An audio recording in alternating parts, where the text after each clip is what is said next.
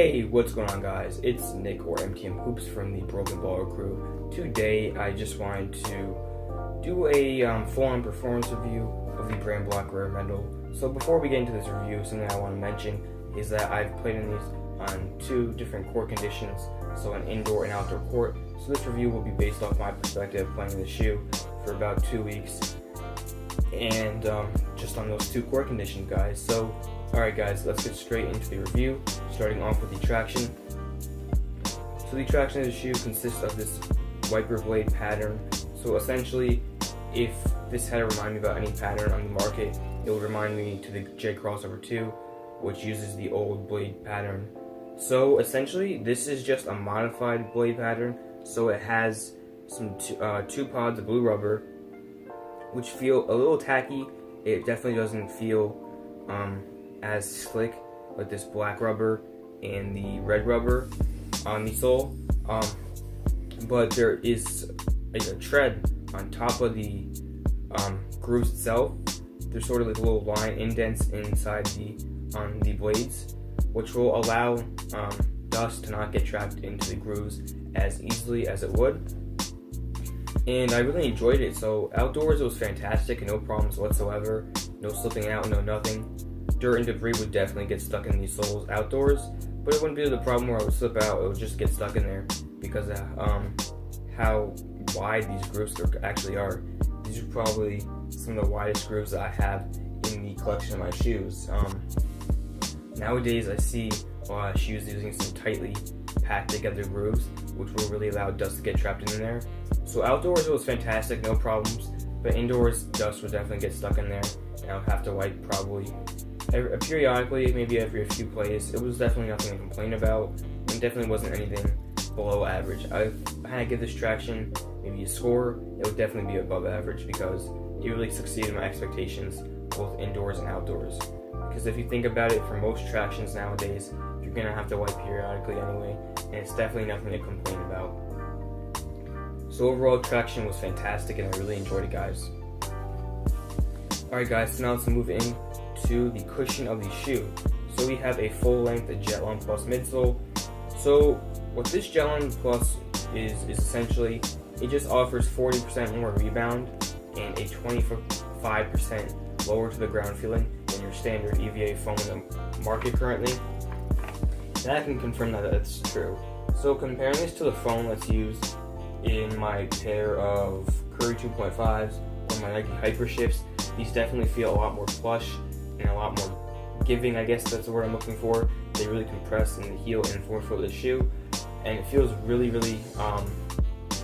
like it's rebounding, almost like bouncing when I'm stepping into these shoes and really feeling that impact protection. You do feel really low to the ground in the shoe. It's not the best shoe to feel court feel, but it's definitely a pretty good shoe to get a good amount of court feel, as well as phenomenal impact protection out of it. My knee injuries, no problems whatsoever, no soreness, no nothing at all with this cushion. This is probably the best cushion I've ever used in a shoe, period. Comparing this to other cushions like Charged and Phylon from Nike, this is obviously so much just softer and more plush, and I really enjoyed it. It wasn't to the point where this cushion wouldn't get to the point where my knees would be sore, or my left arm, which I dislocated years back, would be sore, or my feet would be sore, or anything on my body would be sore. These shoes really held up for me, and all I can say is that I really enjoyed them. Alright guys, so let's get into the materials on the shoe.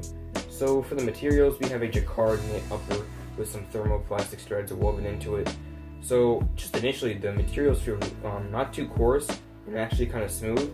And I don't really know what Brandblack is talking about when they say there's thermoplastic threads woven into the jacquard knit upper, because it feels nothing like plastic threads woven into the upper.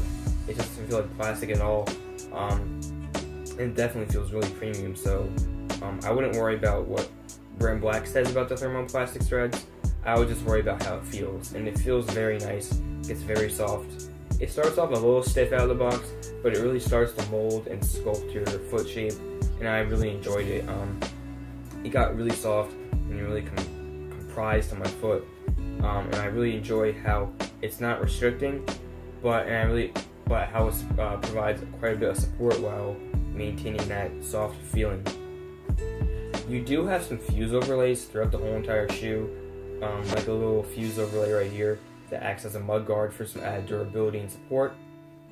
Then you also have 2 fuse overlays in the heel portion of the shoe, just to add some more durability and support, and just to put the Brandblack logo in. So these fuse overlays are on the heavier side. They're a little thicker than your average Nike ones, but they didn't feel restricting at all. They really just added some durability, and I liked it. Honestly, nothing to complain about with that. But overall, so far, traction, materials, and cushion are a win-win. They're fantastic, phenomenal. But anyways, guys, let's get into the overall construction of the shoe. So for the construction of the shoe, we have a wiper blade traction pattern, full-length Jet-Long Plus, a decardinate upper with thermoplastic threads woven into it, a 3D molded tongue, a sock-like fit construction, just your standard lacing system, and a leather insole. Yeah, that's a leather insole right here. It's not thick, fairly thin, but it provides quite a bit of stepping comfort, and I really enjoyed it. The only downside about it is that since this is a leather insole, there's going to be a little more sweat buildup, and I did feel that my foot would move a little bit inside the shoe just because of that sweat buildup, but it won't be to the point where I couldn't play now. Once I dried off and hydrated a little bit, the issue wouldn't be there. If you did want to put an insole into the shoe, it would have to be a very, very thin insole, because I tried with my Curry 2.5s and Curry 3 insoles, which are thick ortholite insoles, and it would really bring my foot up to the point of where I would have heel slippage, and the fit of the shoe would be altered to a bad point. But overall, the construction of the shoe was fantastic. Nothing to complain about. Really great. Alright guys, so let's get into the overall quality of the shoe. So, something I'd like to mention is that these retail actually at $110.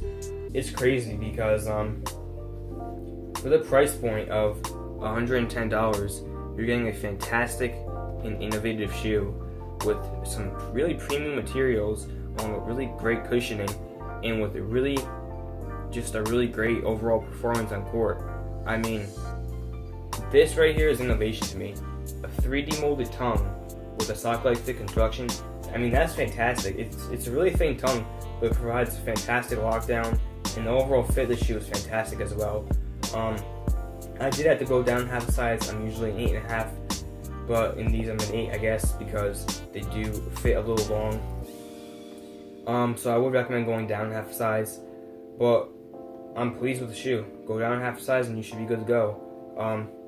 They do fit a little bit narrow, but I like that, and there's also a very wide and stable base that offers a lot of stability and support, along with the internal shank right there in the little hollowed out, cored out section of the foam, and the outsole just to add for some more stability.